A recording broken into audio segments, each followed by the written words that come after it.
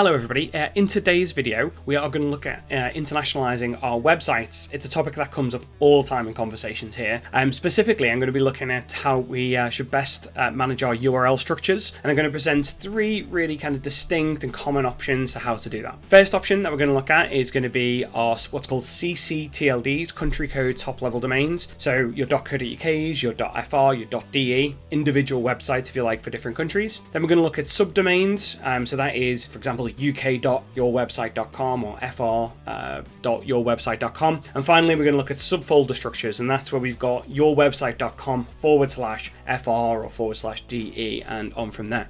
Really, it's down to the individual company about how we best manage this. So not every website is created equally, and every company's got different strategies and also importantly different resource. So what I'm going to try and do today is just give a bit of a neutral view. I don't really have all the opinions in the world on this one at all, or too strong an opinion. Again, it's case by case how this works, but hopefully by the end of this video you'll have all the information that you need to kind of make a decision about what might be best for your brand.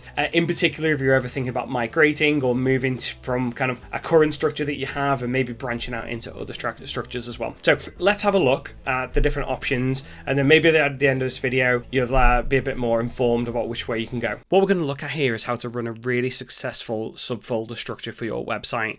Apple.com is obviously a hugely well-known international brand, $1 trillion plus business now, and it's really interesting to see how at scale they've managed their web presence. So when you go to the Apple.com website, what you'll see is you've got this tab that appears at the top. So for me it says United Kingdom here, and then it says other country or region. So I'm going to select other country or region, and really in one screen you can start to see how they've managed their entire structure. So if I kind of hover over some of these in the bottom left corner of my screen here, I can see that for Bahrain it's apple.com/bh, or for Egypt it's /eg. What they never deviate from is the apple.com domain. So what this is a brilliant example of the / structure. So /mu or /mz, wherever they go in the world. Australia, it's going to be the AU structure, and this goes through all of the different brands that they have here, is that they keep it all on the .com. So they're very true to this structure in terms of kind of promoting a single brand. And if I jump into something like Australia here, the Australian version of this website, the content then for this subfolder will be specific to the Australian market here. So any of the content, spelling, pricing, events that they've got, the times will all be kind of, you can see here, they kind of prefix everything, but everything will be unique, if you like, to that individual country as they have it. Now, Apple are a huge brand, right? They've got a lot of domain authority on the apple.com domain brand, but that is deliberate, right? What this means for these guys is that they only have to really do all of their link building back into the .com, into apple.com, and then any of what people in SEO might call like link juice that flows to that website can then seamlessly be pushed into all of the other / for the different countries that they operate on this website. This is a very, very effective way of doing things. And what it doesn't mean is that they have to physically manage potentially 40, 50, 60, 70 different domains and have maybe different content management systems set for each of those. Despite the fact that they do have a very, very intelligent content platform that sits behind this, they are in a position to really quite dynamically change content, but all on a single domain. So it gives a real kind of focal point for the Apple brand, and maybe doesn't dilute some of the domain asset authority as they go through things. Now, technically, if I look at the page source of this website, we're on the Australian website still here, as you can see, but this is a really important use of what's called the hreflang tag on this website. So what they're saying is that the main kind of website is this .com website here, which is the ENUS in the US language version of things. But then they're also saying is that then there's this alternate website for it, or the alternate for the country, if you like, is whichever / it is here. So this is a really important point, because what they're trying to say to each individual web browser in each individual country is that, yeah, we know we're in the .com brand, but then in each country, this is the specific website that should be favored here. This is probably one of the bigger kind of / the kind of subfolder structure website you'll ever see online. I'm sure there'll be bigger ones, maybe Wikipedia or something like that, but definitely in terms of like a B2B or B2C kind of commerce type approach, this is as good as an execution of it as you'll ever see here, really, in terms of telling each of these individual browsers, hey, yeah, we are a .com, but in your country this is exactly what should be displayed if anyone ever searches for Apple. It's a really beautiful execution on this. With subfolders then, really what we're looking at in terms of pros of this is just having a central domain. domain to actually manage. It's a lot easier for teams to just manage one central website and then filter off content and link building via that kind of one central hub, if you like. Obviously, you can build links into the subfolder structure as well. It tends to be my preferred choice, this, where possible, is to have a kind of central domain, and then if you can, use the subfolder structure to pull out. The challenges of that are not everybody has the .com of their domain, which would be the preferable choice in that case, where you route everything through .com / rather than having like a .co.uk then a / So that's a real kind of consideration to make here. If you can have a central .com to do this, then that is the preferred choice to do it. Again, might be something to think about if your brand isn't a .com and you kind of want to filter out, because having a .co.uk and then a / for each countries might be difficult to rank for in places like Germany, for example, or France, where Google are looking for that kind of what I'd class as like generic top level domain, like the .coms, the .orgs, .net, those types of things. So that's just something to think about. But in general, if you do have a .com and you want a kind of central global structure for it, then the subfolder structure would probably be my preferred choice. Now we're going to look at our what we're going to call a CCTLD, so country code top level domain strategy. Nike.com is quite a good example of this and how it works, actually. Although their strategy over the years, Nike, has changed, and I'm going to give some pointers as to why I think that actually is. So on the Nike.com website, instantly you can see here, it's actually defaulted to a subfolder structure straight away. So Nike.com / GB. I'm in Great Britain, recording this video. So I've got to scroll all the way down to the bottom of this website and click on United Kingdom down here. And this gives this kind of country selector on here. Now, one thing I did notice, and it wasn't always like this actually on the Nike.com website, but for a lot of the stuff here, like, if I hover Egypt in the bottom left corner, you can see I've got the / EG. In Morocco, MAEN, so Morocco English. So they're actually defining the language as well here and each of these countries. But one thing I started to notice was actually through Argentina here, it's actually .com.ar. So that's the country specific domain for Argentina. It's the same with Brazil, .com.br. And as you kind of go through a lot of these different websites, the .com.pe for Peru here, there's quite a lot of times how Chile, I know in China did the same thing here. There's a lot of different websites that we've got here. The Hong Kong website actually for them as well is in the what we call a CCTLD, or just a country top level domain structure that's actually been put in place. And a lot of the English speaking places don't really follow this, or English speaking kind of as they define it countries here don't really follow this. So what I'd say here is, because the actual, maybe the language here, or the kind of primary language, isn't English, and also when you click into some of these websites, the actual layout of the website, I think it was maybe Peru, or one of the other websites that I clicked onto here had a different actual completely layout altogether. I think what they've probably started to do is bring in a multitude of different options to manage how that website operates and performs in a given country. So some of the stuff that we could look at, if I jump into the Brazil website here, again, it has a slightly different look and feel to some of the websites, ever so slightly as we go through this website. There's probably a lot that's kind of factored into the thought process of Nike here. One is, this is its own standalone website. It can look and feel however they want it to feel. Secondly, I think for the languages that they operate in and how this is being displayed, maybe they felt like it was a better solution to have a specific content platform. I think it's headless content management system that Nike use across all their brands. So they have got that level of flexibility to do that and deploy something quite specific.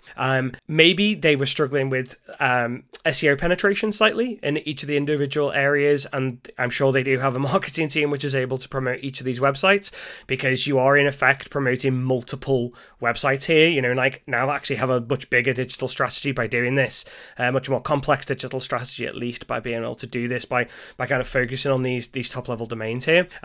Maybe they wanted better penetration and found like that the / structure just wasn't cutting it in each of these countries, and that they wanted something a bit more specific for that. There are other reasons, especially in retail as well, where things like Google Feeds, I think if I remember correctly, perform a little bit better if you're in a country code top level domain as well. So with any of these kind of options where we go country specific, there's a lot of different factors that are in play here. For me personally, the big factors are how much resource you have to manage in essence a brand new website, which is different than the other brands. So it's not / this is its own brand new website that you're going to be promoting.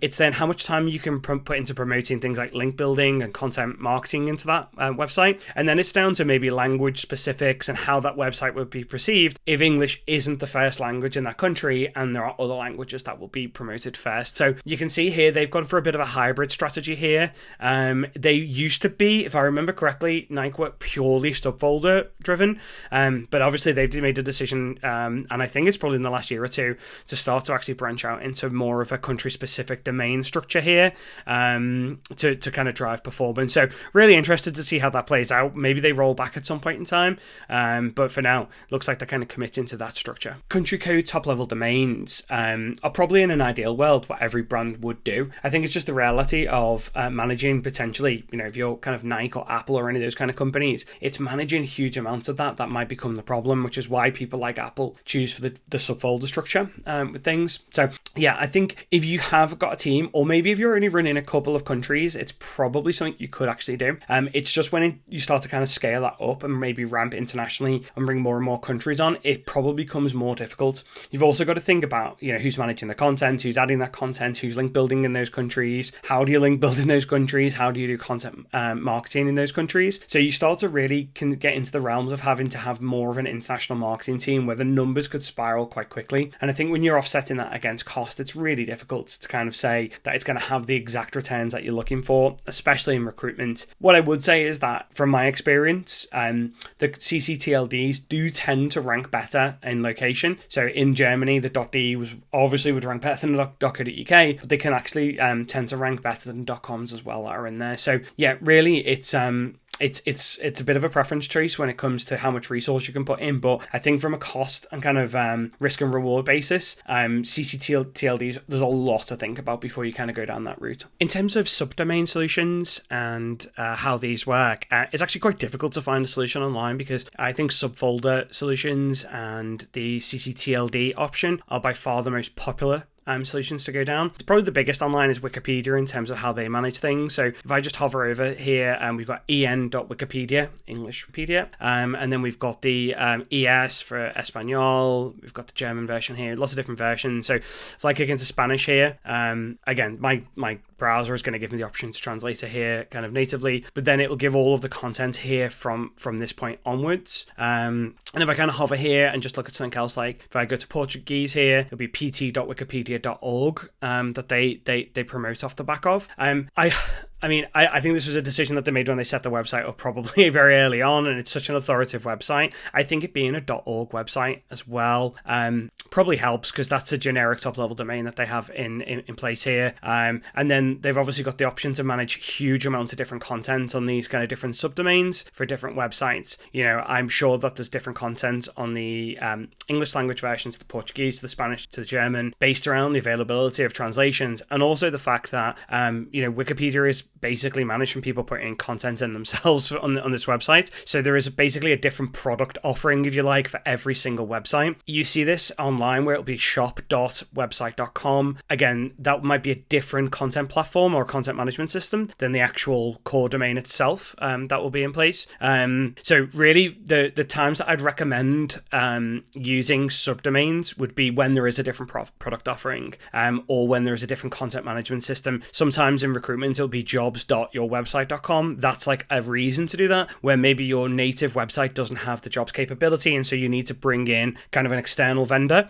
From my experience, the subdomains never tend to do as well. I think it's difficult for Google to kind of pass domain authority through when it's on a subdomain. In effect, the actual platform and the website management is entirely different website to website. So again, it's very similar to a country code top-level domain, the CCTLDs, where you're in this position of effectively managing multiple different websites, right? It's a huge undertaking to actually go through. And actually, for the vast majority of websites, and I mean the vast majority of websites, actually this setup, having a subdomain for countries, it just is not the best way of doing things. But again, if you're Wikipedia and you've got a lot of different content coming in, people different editors, if you like, or this editorial content, there's a real shout for that, especially if maybe country to country have got a different content platform. That could be the case with Wikipedia that they've run here. So yeah, Wikipedia is probably the biggest version, and then you're down to like an e-commerce platform mixed in with a just kind of standard content platform where there might be a need for a subdomain because the actual native domain hasn't got the tech to actually manage it itself.